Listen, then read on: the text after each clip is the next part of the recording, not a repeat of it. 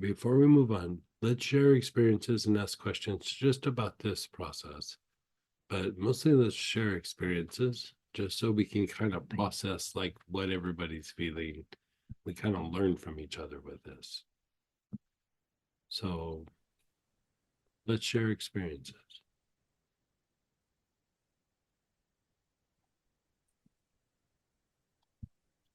Greg. Hey, This is this is Denise. hey, how are you? I think it's from perhaps our weekend class, last Sunday that I was able to attend, but I had one of those really rare experiences that everything's kind of quiet working with you today. But what I really noticed was that my brain, everything stayed pretty calm, but the brain felt very overworked and tired. And it really only engaged when the solar plexus or the sex chakra would, kick something in. Like if it was worry or if it was, then it just felt like it was overworked and tired. And for the first time, I was able to kind of sync them up several times. I don't even know how I did it. You don't even know how at least I didn't. Yeah. I didn't realize how I got there, but it was wonderful to get there. So I mean, you bring up a good point because like sometimes, like you said, the mind feels overworked or sometimes the body can feel overworked and we can be fatigued, but we really don't know that we're fatigued because we're still like pushing to get stuff done. And then finally you get a little bit of relief and then you're like, ugh, I'm tired. Or like, my brain hurts. Like that's the thing that I will always say is my brain hurts. yeah. And it's not really that my brain hurts, it's just I need a brain break. You know what I mean? Like I just need a little bit of time where I need to not like solve some problem or think about something. I need to just gel and not be thinking about those things. And it was the last weekend was the first time I've ever been able to do a live class. So that was different because I was comparing it with a friend that was there, and she was saying that we've done so many Zoom classes over the years that it was really, really different, and it helped us to stay. I think the group focus or the energy in the room, it really helped us to be able to sink in and really be there. So thank you very much. Yeah, you're so welcome. It was great seeing you. It was good seeing you too, both you and Sam. It was so much fun. Thank you. And go ahead, Laura, and then we have some shares as well. Hey, Miss Laura. Hey, Greg. I'm meeting Monday with a friend of mine who's an artist that I need to up my game with, and she's gonna be a great mentor for me. And she said, you need to come in with your idea of where you want to go with this, and got real specific about stuff. And I've been blocked all week, and I now have a page of ideas that have happened while I did this. Yeah. And it just started immediately with the root. And I have 15 things that I wrote down. Right. And it's like I have literally spent the week going, I have nothing in my head right now. And it just all came spilling out. That's so funny because it's like I'll similar experience where like, oh, like, I gotta sit down and write a booklet. Oh God, I don't even know. And then I was like, well, I have this idea, I have this idea, I have this idea. I have like, it starts cranking it out. And then I end up writing the booklet like 4 or 5 different ways. You know what I mean? Right. And so kicking up the creative process is definitely, something because a lot of times our lack of creativity is just like these pieces aren't communicating as well. Like any time that I've had situations where I'm like, I'm just not feeling the creative spark. If I sit and do this practice, I don't even think about I don't have this creative spark because I'm creating something. Like, I'm like in the motion of something. And, it might not be the most deeply inspired thing that I'm doing, but it still gets the juices moving so that I can get closer to that. I'm thrilled Just Yeah. with just that one section Yeah. just changed my week. Yeah. Oh, tremendous. I love that. Thank you. You're so welcome.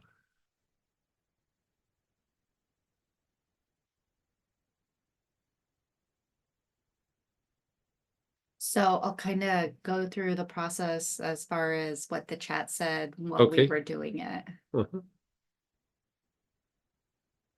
So pretty much across the board with the sex chakra, it was people were feeling more relaxed. Mhm. When they got to the solar plexus, I can tell it's processing something, but it doesn't feel agitated. Oh, good. Yeah, yeah, yeah. I feel slightly nauseous. Yeah. Yeah, sometimes the solar plexus starts to release and it can feel a little gaggy. You know what I mean? The sex got quite quiet. The solar plexus is at work, not churning, just at work. And now the ajna is at work once we got to the brain. Someone said that feels like a blank slate now. This was just after the 3. I felt calmer when we did the sex chakra. I felt more releasing in the solar plexus and felt more clear thinking when we did the brain. And that was before we did the 3 at the same time. All my system so quiet but clear. Each section feels good alone. All together feels a little uncomfortable in the body, like achy. So when they did all 3 together. Throat seems activated. My liver aches or is processing something with the solar plexus. I felt increased relaxation with each center, but I couldn't really distinguish differences between them. Can Greg say more about the differences or what we might be looking for? Well, I do want to cover that, but I want you guys to have your experiences. You know how like sometimes if we sit and talk about it beforehand, that's all you'll see, right? And so, you know, I want you to have your experiences because I don't want to misdirect you or have you miss something, because sometimes my language might imply something, but you hear it differently. You know what I mean? There's all kinds of reasons, and we will talk that out. But I want you guys to have a full experience so that when we're talking about it, the logical part of the mind has more to process rather than processing a hypothetical. Hypotheticals, we can twist it and then go, well, I think this or I think that, where when you draw an experience, you're basically what we're doing is we're using intuition, right? We're going through and we're doing a process and then we're going, okay, what happened? And, look at what this did and how can I adjust? And you're having an experience with really not knowing what's going on, right? So you're engaging the intuitive part. Then you have your experience. After a little while, we've inhaled on the sex chakra, we've inhaled on the solar, we've inhaled on the brain, and we did all 3. Now the intuitive mind has gone through and had the experiences. Now the intellect can go, oh, yeah, now I know what you're talking about. When we do that oil to the nose thing and we're on the brain, yeah, it feels like this. And when we do it to the solar, it feels like this. And when we do it like this, it feels like, so then you have something to process, right? If we go right to intellect and we go, okay, this is what we're going to do, then the mind begins to expect things because remember, it's always dealing with the past. So learned information, memorized information. So now it's preconceived as experience, or it's kind of prejudged what's going to happen. And then it looks to validate what's happening, right? And so here, going in with intuition, you don't have anything to validate because we didn't talk about anything. You know what I mean? Like, so then you're like, oh, what happened? And you will explore little nuances that you would overlook with intellectual approaches, if that makes sense. Like, so the thing that we're talking about, that this is what this class is about, you're actually doing right here. You're having an intuitive experience, then you're processing it with intellect. And then when you go, oh, I really like this, intellect can maintain it, right? Or intellect can go, yeah, I don't know about that. I don't want to ever do it again. Right? But you have to present the information to the intellect. And then go ahead, Teresa, then Dan. Hey, Teresa. Hey, Greg. Hey, how did you feel with all this? I feel really calm and clear. Even though I might sound a little bit congested, I'm like shifting some stuff out from the last few classes. It was very interesting, actually, the difference. I could feel around the solar plexus some projections just released from yesterday. Mm-hmm. And it was so nice. Like I got the woman's visual, I got her energy, and it just went. And then my body just relaxed. It was fabulous. Nice. Brain was a little bit like, oh, you want me to be calm? Okay.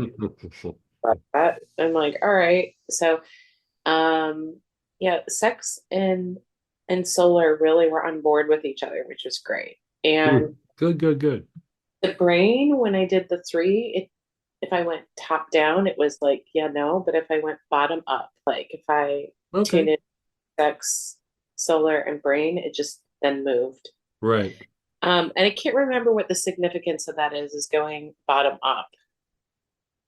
Is there? Yeah, it has a little bit more cleansing effect. We're going to be talking about that process tomorrow. Yeah. Okay. More of a cleansing effect. Okay, so maybe that's the whole process I'm going through right now. And I wanted to ask a question. So overall, it was very soothing to nerves. And you had said something earlier when we started, which really resonated with me in a different way, which is if I wrote it correctly, or if I grasped it, like what you were trying to say, is the thoughts are processed through the endocrine system and the nerves. So it's how thoughts are generated, or especially our lower mind. It's how our thoughts are generated is endocrine function that is being processed through the hypothalamus and then eventually the autonomic nervous system. Okay. All right. So if we are clear of thought and we're not revisiting the past, then everything is just smoother, right? That means that your autonomic nervous system has been relatively regulated and the communication in your endocrine system has shifted or changed. Excellent. Yeah. Like that's the thing that, I mean, I don't know that we've really gone into that a whole lot, but I mean, I mentioned it, but when the mind, like when we do these experiences and your mind quiets down, that usually is the nerves have quieted down, or you could say they're harmonized or balanced or not overstimulated. But then also endocrine function has had a shift in communication. Like you could say like you're re-educating the glands. It's just that sometimes you have to keep doing it over and over with the glands because that system reacts very, very slowly and changes very slowly. And still there's so much communication going on between the different glands and the different parts of your physiology that even though you have like a moment of like, oh, my mind is clear, and then later in the day it's like it's not clear, right? It's like you keep tipping it towards being clear because you're regulating the glands, but it'll go back and forth for a little while, because the glands are really slow to change their communication. So you keep shooting for like, okay, the more I have these moments of a quiet mind, the more that the glands are becoming more and more regulated. And it it's complicated because it also depends on like if there's glands that are misbehaving or depleted or and Mhm. so that will affect the communication. And so you go through and you kind of balance things out, or some of them get depleted, so you energize them up and then see what happens. And so all of that will affect the mental body. Okay. Yeah. So just to recap, because there's something in this for me, Mhm. just to intellectually lock in. I think it's Mhm. already intuitively and body wise starting to lock in. The lower emotions are generated in the mind, and they are Lower emotions are usually generated by physiology, actually. And okay. and like anytime you think something, you do generate an emotion, an emotional response.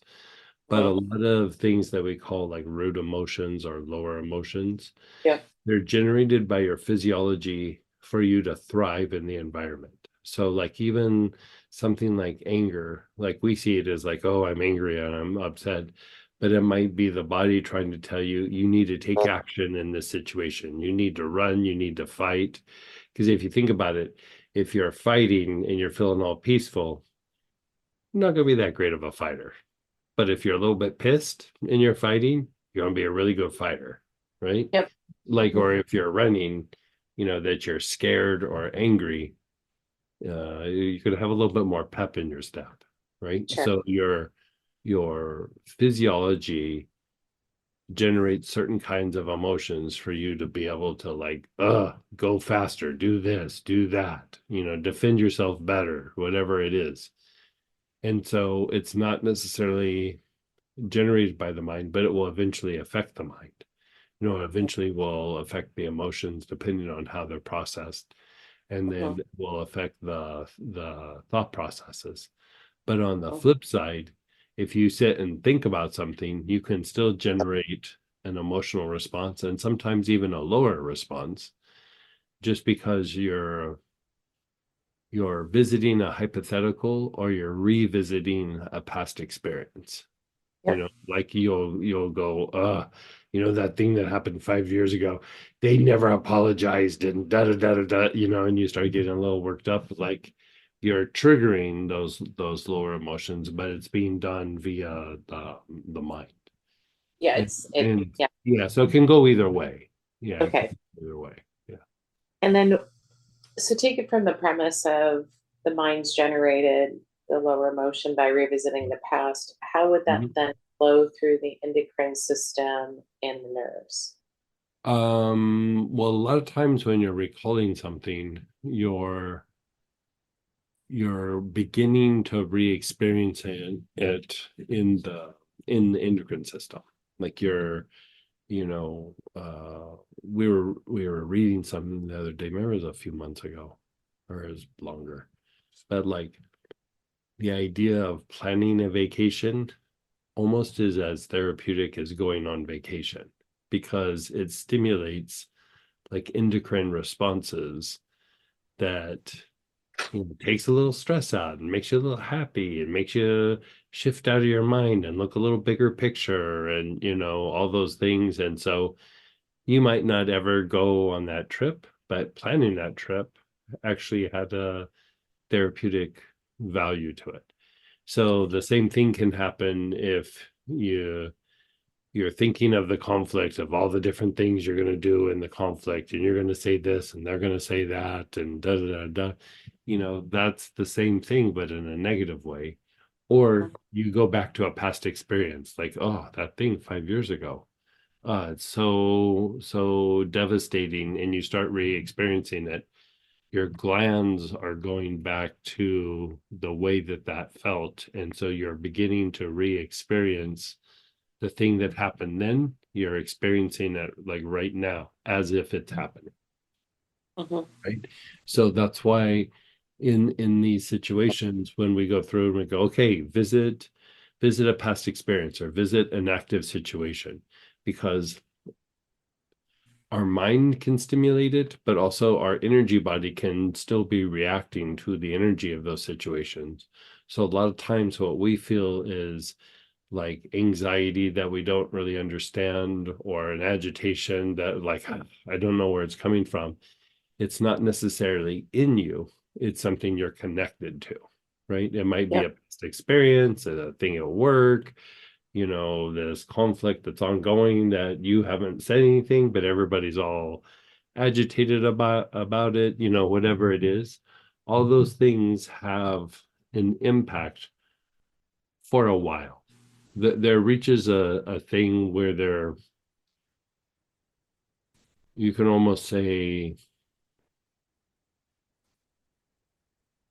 it's not even like a stage of development. It's like it's a stage of perception, you could say, where if you get to a certain stage of perception, all those rules kind of change. Like, yeah, there's that upsetting thing, but Yeah. you Advantage. know, it's just like you know, when we were doing the 8 materializations of Metatron, you know, those are avenues for that the mind visits in every person, you know, has to do with health, has to do with, you know, how you prosper in the world, has to do with your family, has, you know, like all these different things, right? Mhm. So there's that component where everybody's mind visits these 8 things, right? Regardless, right? Hmm. Even if you're a monk up on the mountain, you still visit these eight components. Now, when you are doing certain practices, like if you turn to the east, like when you're meditating, right, it activates your upper centers and allows for more processes to happen for your meditation because you're facing east. If you're trying to be prosperous and like get something done facing the north, that allows you to activate the lower centers more and have more dynamic activity, right? If you're trying to let go of something, like really let go of something, facing the south is about, you know, falling away of things, right? Now, when you go through and you do that 8 materializations of Metatron, if you do it enough and it gets anchored, those directions become, I don't want to say meaningless, but you're always in the west, you're always in the north, you're always in the east, you're always in the south, regardless of what direction you're turning. So if you look at somebody's energy body, when they're facing west and they turn around and face east, all of a sudden the upper centers are more activated, right? Mhm. But when you work that 8 materializations of Metatron, it's like you're always facing east. It's like you're always facing south. It's like you're always facing north, you know? And so it doesn't matter which direction you face, your energy body stays the same. And so the idea with the 3 brains is the same idea, that if you work it at some point, regardless of the situation, you stop bouncing around from like, I'm happy, now I'm angry, and now I'm this, now I'm that. Everything just becomes like, okay, there's this thing in front of me that I need to deal with and that I need to process, and you know, whatever is going on. And so you become non-reactive is not the same, but you become less influenced by the external stimuli. And you see stories of like lamas or high lamas where, you know, at first people will do something where it's maybe emotional or mental and they're non-reactive, but they'll do it to the point where somebody will give them like some drug or something that's like toxic. Like I was reading this story where somebody like had some arsenic for some reason, and the llama goes, here, give that to me, and it was like a bunch of arsenic, and he went, and everybody's like, you're gonna die, like you're gonna die like in a short amount of time. And he was just like, yeah, nothing happened. Like Yeah. nothing absolutely happened. So that's what we're talking about. Non-reactive to stimuli to such a degree that they can ingest like poisonous material and their body is just like non-reactive, just passes it through and gets it out the body, right? And so, I mean, that is super extreme, but at It's a first great, it might be like, hey, you're not as reactive to hot and cold, or you're not as reactive to like a chaotic situation, or when it's very loud and overstimulating, and then it keeps going a little deeper and a little deeper, and you just notice that, like, yeah, when things are happening, everything's just like, yeah, yes, that's bad, but how bad is it really?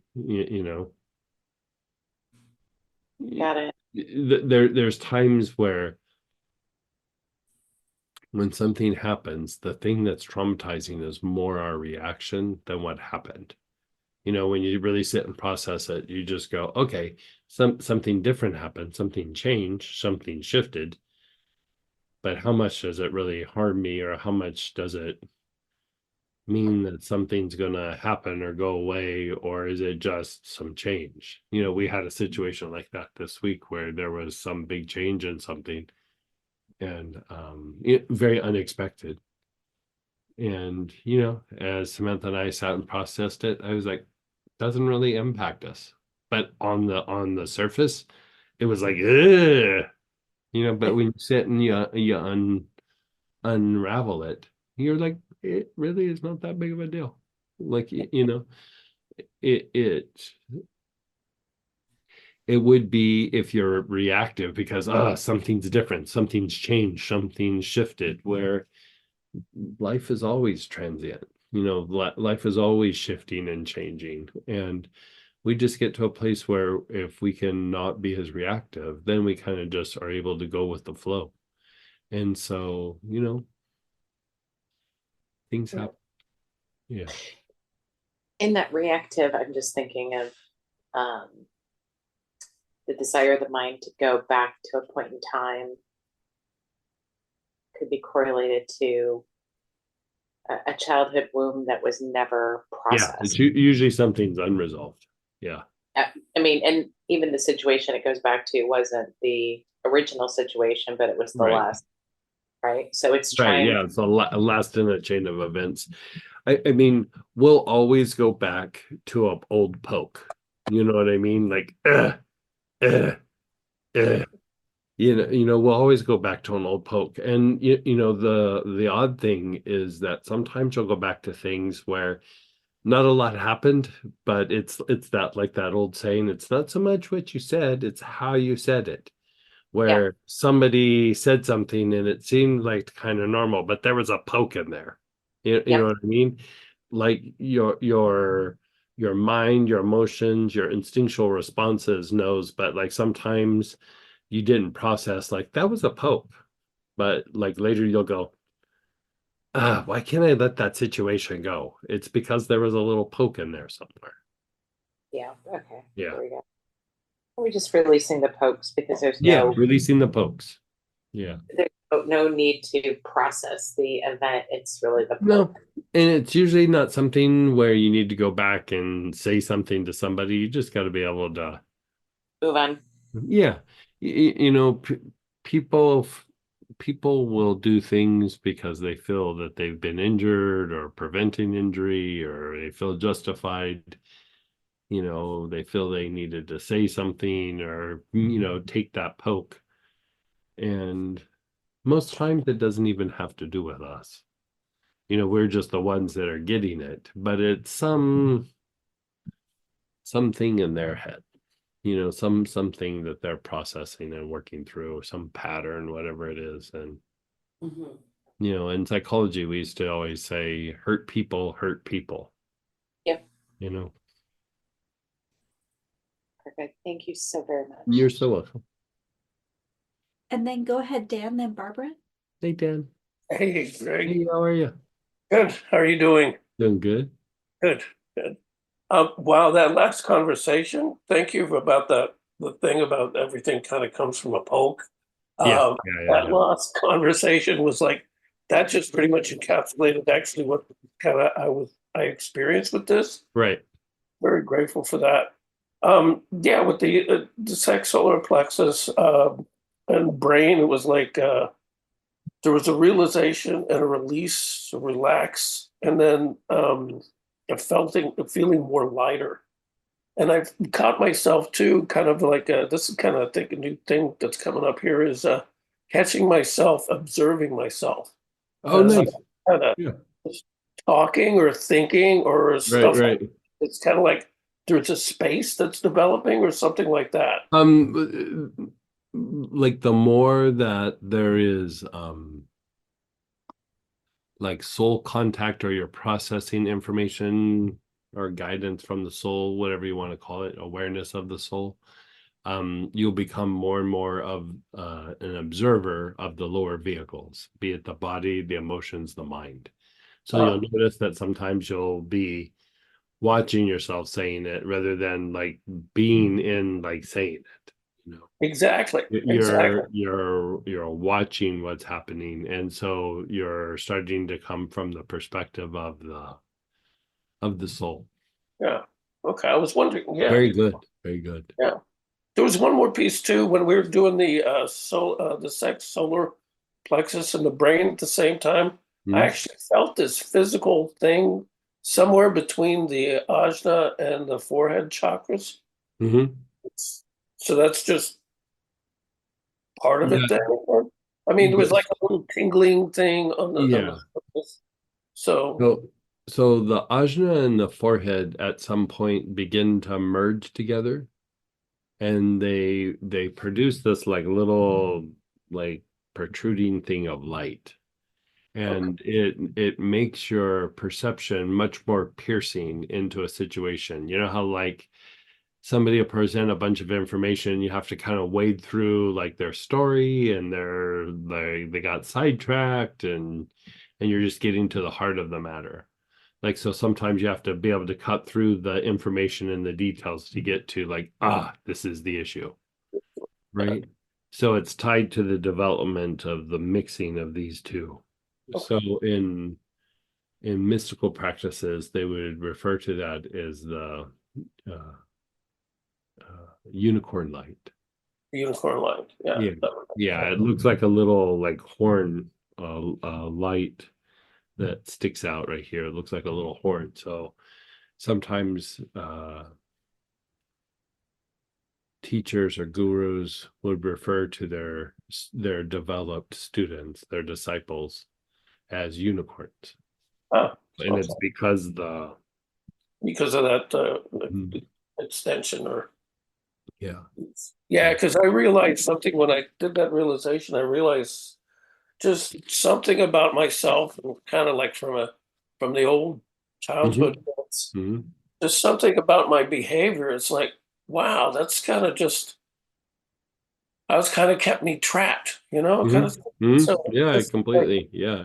yeah, it's just like, and it affects my kind of or had yeah, or however we want to put that is just like that's kind of like my where my perceptions come from, kind of things. Mhm. Kind of really a really good yeah.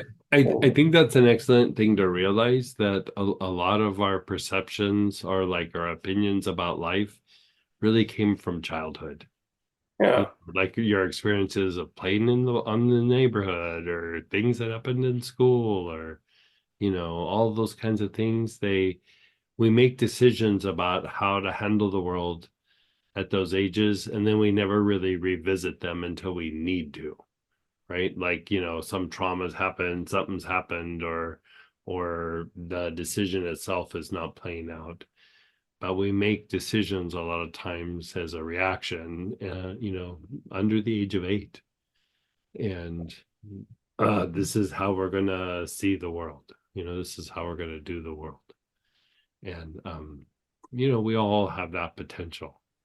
And so like that, you're aware of like, oh, I thought this when I was a kid, or I thought, whatever that is. Any version of that is always good. And sometimes you'll just realize that you're questioning something that this is what I've always done. and then you realize like, but why am I doing this? Because my 8-year-old self decided this was a good idea, you know. Yeah. One more question to Yeah. kind of came up with the last conversations with the Q&A bits. There's like are memories then stored in the body? I mean, they're just kind of like they're kind of energetically like wouldn't they be denser than thoughts then? So are they Well, they you can have some like in the brain and in the like endocrine system. And like you could say that you're access, but you're also still attached to things, these old memories, um, that can be external. Like it could be thought forms, they could be like a bundle of energy that, say a traumatic thing in the past, Yeah. you're still connected to it. So when you go back and you visit it, or you have a cord there where energy is just slightly leaking back into your normal everyday mind, where you go, okay, I got to do all these things on my list, and that thing that happened 10 years ago. Trauma especially, there's always a little piece of it that feels like it's still happening, even though it happened 10 years ago. But there's still a little piece of it in your consciousness that feels like it's happening right here, right now.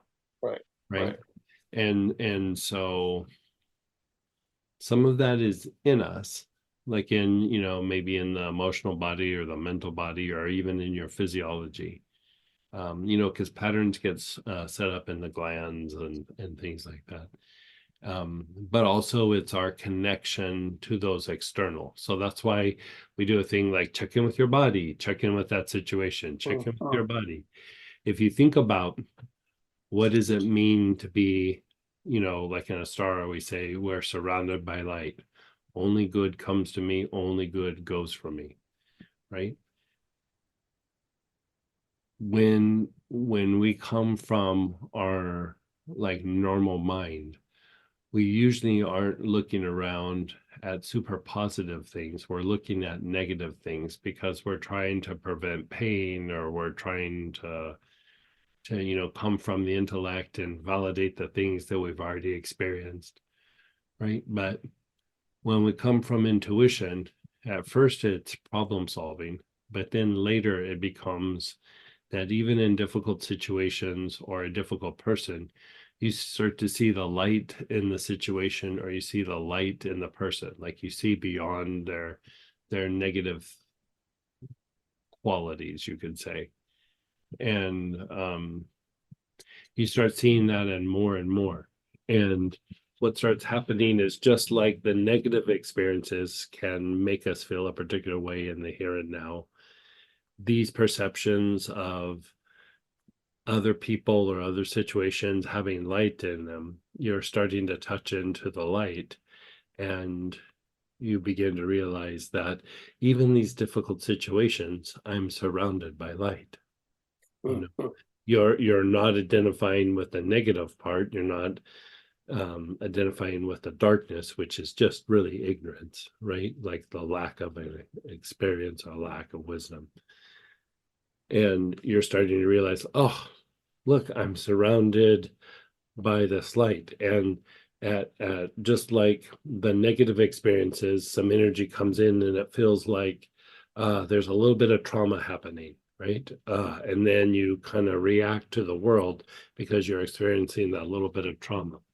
Well, when you're doing it with the light, you're seeing the good things that can happen. You're seeing the good hypotheticals or potentials. You're seeing the goodness even in situations that seem bad, and you're absorbing the light, and you're emanating the light. So that idea of only good comes to me, only good goes from me, is shifting from the fixation of seeing the negative and all the things around us, to being able to see the light in all the difficult things. And then we're surrounded by light, and then only good comes to me, only good goes from me. Right? So you're having to shift your perceptions, or what you look at, because it's always there. It's just our mind goes to the negative, Yeah. because it stings, and if we're coming from intellect, we're looking to validate the things we already know. That sucks. Right. Well, Ah, I've looked Yeah. at it and I validated. That sucks. Yeah. Basically that's what our mind does. It spends a bunch of time going through.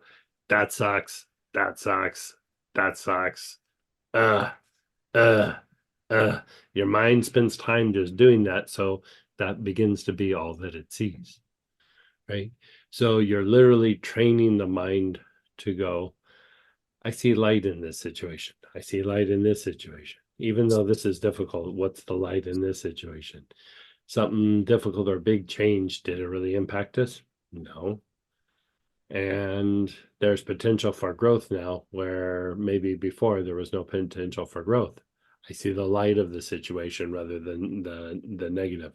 And so what starts to happen is you become more dynamic, you become better with higher creativity, but you become better at going, this is good for me, this is bad for me, this is how I avoid this is how I cultivate this and make this grow. Like you become a lot more cognitive of the things that you're stepping away from and the things you're bringing in.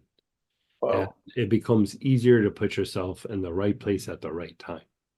Wow. That's kind of like, I've been thinking of that from a big picture perspective. Mhm. That's kind of like where I want to go with this. And Yeah. I can really bring that into my next incarnation kind of thing. Yeah, I hear you. Yeah. Great. Thank you. Thank you. Thank you. You're so welcome. And that whole thing with what I just talked about, how we focus on the light and we inhale the light and expel, we're going deeper on that in the Mystic Toolbox. That's exactly what the class is about. Oh, Like being surrounded by that light and only good coming to you and only good going for you. Like there is mechanics to that. It's not just an affirmation.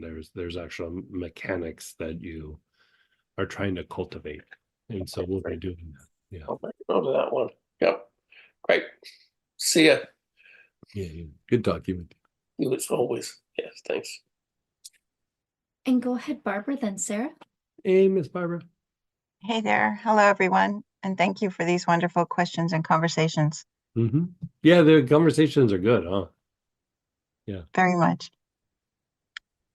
When we finished the focus on the brain, Mm-hmm.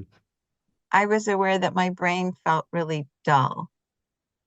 And then I checked in with the rest of me, and all of me felt dull. Mm-hmm. And it's starting to shift. It's been about 45 minutes, but I wondered first if that's just in contrast to where I've been over the past week, but I mostly want to make sure I didn't check out a little bit. It doesn't look like you checked out. I think that's just kind of the way you're feeling.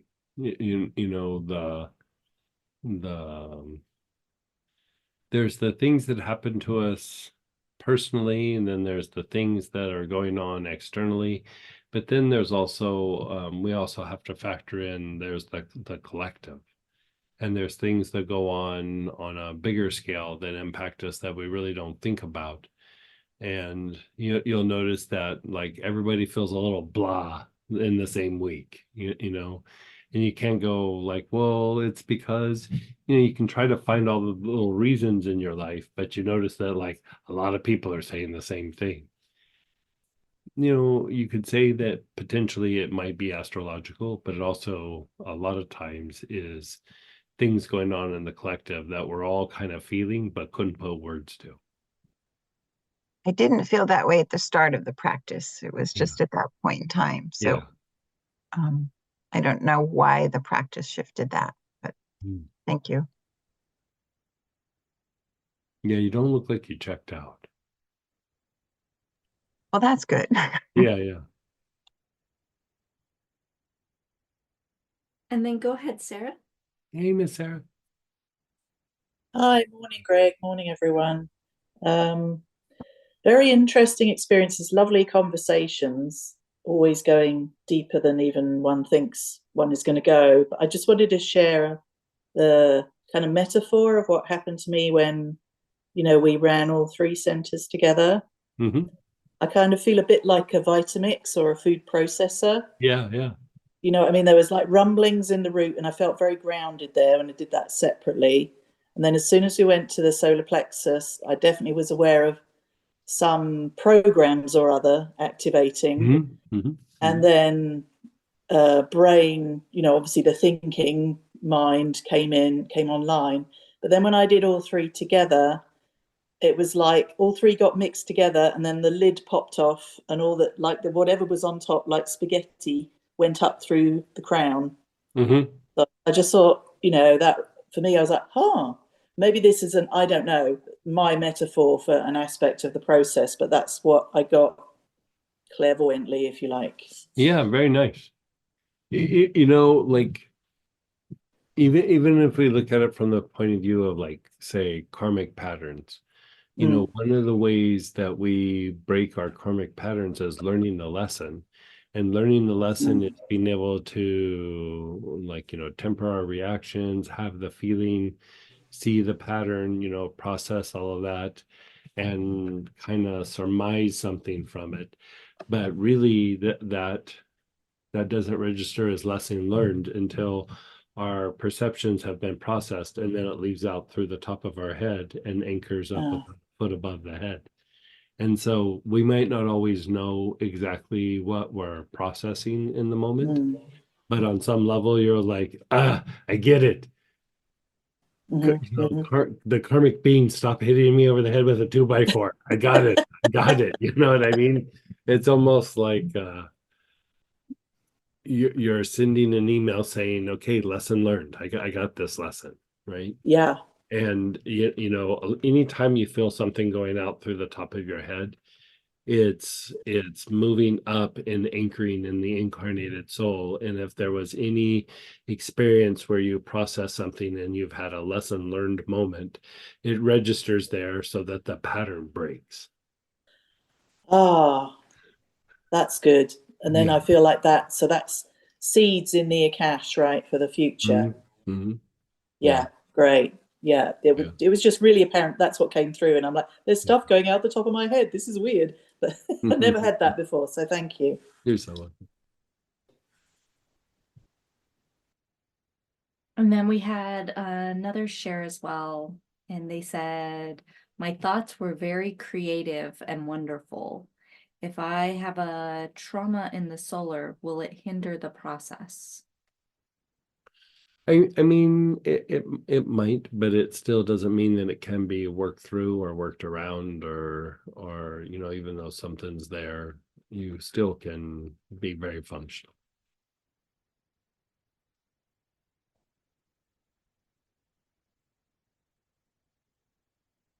Felt kind of agitated on the solar plexus and all 3.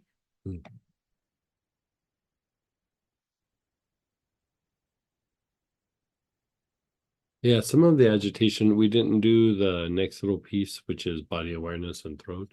Some of it actually might be diminished when we do that. So I think that's great. That was yeah. the shares. How about this? Let's take a break.